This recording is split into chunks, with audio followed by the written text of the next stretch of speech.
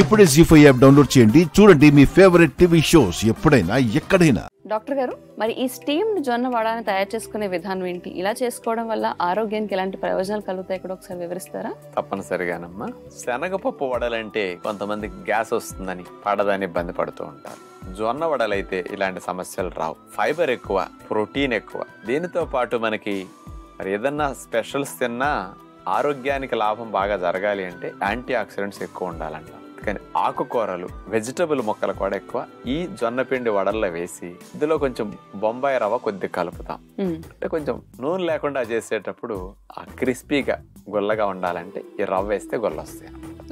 Oil లేకుండా వడలు కూడా హెల్దీగా ఎలా చేసుకోవచ్చు ఇప్పుడు చూద్దాం. స్టీమ్డ్ జొన్న వడ తయారు చేయడానికి కావాల్సిన పదార్థాలు: జొన్న పిండి 1 కప్పు, పెరుగు 1/2 కప్పు, బొంబాయి రవ్వ 1/2 కప్పు, క్యారెట్ తురుము 1/2 కప్పు, క్యాప్సికం ముక్కలు 2 టేబుల్ స్పూన్లు, నానబెట్టిన శనగపప్పు 2 టేబుల్ స్పూన్లు, అల్లము తురుము 1 టేబుల్ స్పూను, నిమ్మరసం 1 టేబుల్ స్పూను, జీలకర్ర 1 టీ స్పూను, ఆవాలు 1 టీ స్పూను, వాము 1 టీ స్పూను, జీలకర్ర పొడి 1 టీ స్పూను, వంట సోడా కొద్దిగా, కొత్తిమీర కొద్దిగా. ముందుగా ఒక బౌల్ తీసుకుని అందులో మనం తీసుకున్న జొన్న పిండిని వేసేసాం. దాంతోపాటు బొంబాయి రవ్వ కొద్దిగా, వడలు కొద్దిగా సాఫ్ట్గా రావటం కోసం బొంబాయి రవ్వ ఉపయోగించాం ఇక్కడ. దాంట్లో నానబెట్టిన పచ్చిశనగపప్పు, వాము అట్లా నలిపేసి కొద్దిగా, అల్లము తురుము, జీలకర్ర పొడి, క్యాప్సికం ముక్కలు, క్యారెట్ తురుము, వీటన్నిటిని ఆ పిండిలో కలిపేసేయాలి. వంట సోడా కొద్దిగా వేసేసి నిమ్మరసం వేసేస్తాం. పైన కొత్తిమీర అట్లా వేసేసి దాన్ని నీళ్లు పోసి కలపకుండా గట్టి పెరుగుతో మనం అట్లా కలిపేసుకుంటాం. వడల పిండి ఇప్పుడు గట్టిగా ఉండాలి కాబట్టి ఆ గట్టిగా కలిపిన పిండికి కొద్ది కమ్మదనం కోసం మనం ఉప్పు వేయట్లేదు కాబట్టి తాలింపు వేస్తే ఆ కమ్మదనం వేరుగా ఉంటుంది కాబట్టి వడల పిండికి తాలింపు వేస్తున్నాం. చిన్న బాండీలో ఆవాలు, జీలకర్ర ఈ 2 కొద్ది వేడెక్కిన తర్వాత అందులో మేకడ వేసేసి కరివేపాకు వేసేసి ఆ తాలింపు తీసుకొచ్చేసి ఈ వడల పిండి కలిపేస్తాం. ఇట్లా మనం తయారు చేసుకున్న వడల పిండిని మామూలుగా అయితే నూనెలో వేసి దేవుకుంటాం. నూనె వేయకుండా ఆరోగ్యానికి హాని లేని విధంగా మనం స్టీమ్డ్ జొన్న వడ చేసుకుంటున్నాం కాబట్టి ఇడ్లీ గుంటలు ఏవైతే ఉంటాయో అందులో మేకడ రాసేసి చిన్న సైజుగా ఉండ తీసుకుని అరిచేతిలో వేసుకుని చేతి వేళ్లతో కాస్త నొక్కి గారెలాగా మనం అట్లా గుంట పెట్టేసి ఇడ్లీ పాత్ర గుంటకు అనుకూలంగా వడ తయారు చేసుకుని అందులో పెట్టి ఆవిరిలో ఉడికించుకుంటాం. నూనెలో దేవిన వడలు పాతకాలపు వడలు. ఇప్పుడు ఆరోగ్యాన్ని ఇచ్చే కొత్త ట్రెండ్ వడలు ఈ స్టీమ్డ్ జొన్న వడలు.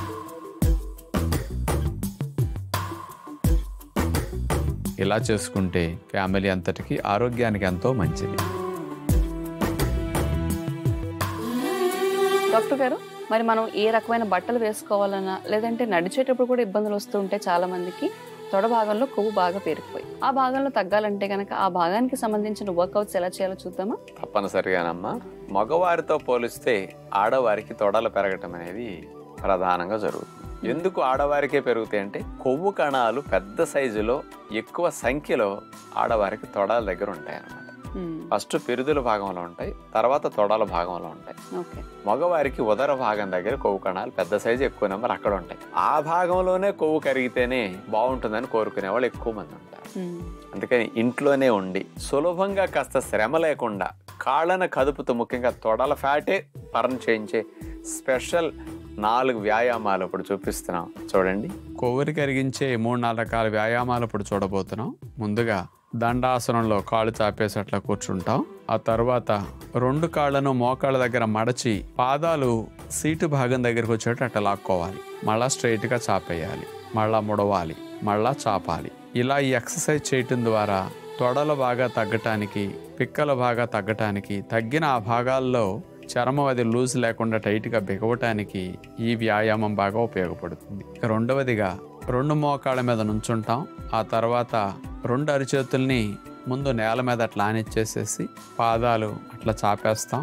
ఆ తర్వాత ఎడమ కాలు మోకాళ్ళని అట్లా నేల మీద ఆనించేసేసి కుడి కాలుని అట్లా వెనక నుంచి కుడి పక్కకు అట్లా బాగా సైడ్ కంటూ తీసుకురావాలి. కాలు బెండ్ అవ్వకుండా అట్లా తిప్పుతాం.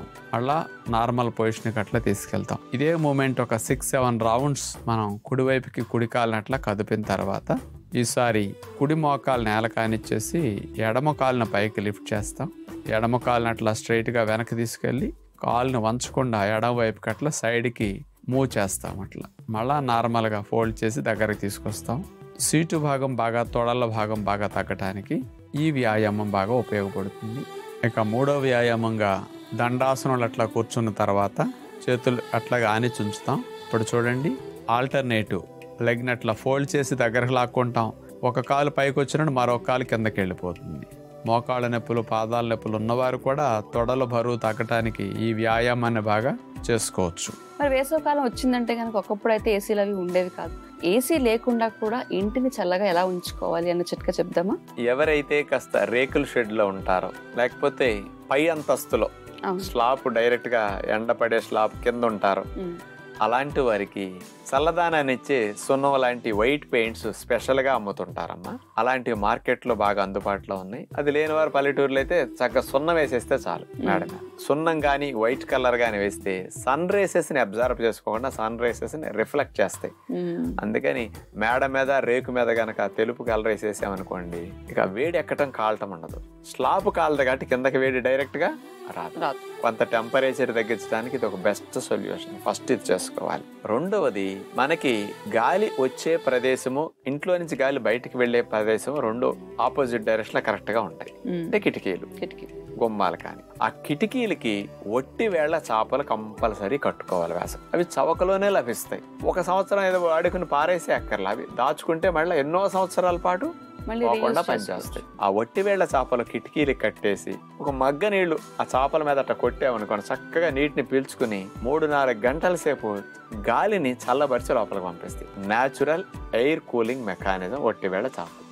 మంచి సువాసనతో గాలి వచ్చేస్తుంది. అందుకని గాలి లోపలికి వచ్చే ఏరియాలో కంపల్సరీ కట్టాలి. అన్ని కిటికీలు కట్టుకుంటే చల్లగా ఉంటుంది, వేడి లోపలికి రాదా. చాలా మందికి లోపల కూలింగ్ బాగా ఉండటానికి ఎయిర్ కూలర్స్ కూడా తక్కువ రేట్లో ఇప్పుడు వస్తున్నాయి. ఇంటికి తగ్గట్టు చిన్న సైజు ఉంటున్నాయి, కొంచెం పెద్ద సైజు ఉంటున్నాయి. అలాంటి కూలర్ కొనుక్కుని కనుక ఒకటి పెట్టుకుంటే చక్కటి గాలిని లాక్కోవటం, కూల్ చేసేసి బయటికి పంపించేస్తుంది. అందుకని అవకాశం ఉంటే ఇది మంచిది. దీనివల్ల ఏంటంటే మంచిగా నిద్రపోతారు. కొంచెం మానసికంగా బాడీకి ఇంటికి రావడంతో కూడా శరీరానికి కూడా ప్రశాంతంగా అనిపిస్తుంది చల్లటి గాలి వల్ల. ఆ వేడి, ఆ తాపం బాగా తగ్గుతుంది. ఇలా చేసుకోవటం చాలా చాలా మంచిది. ఇక వేసవి కాలం కాస్త మంచిది అంటే కుండ కంపల్సరీ పెట్టుకోవాలి.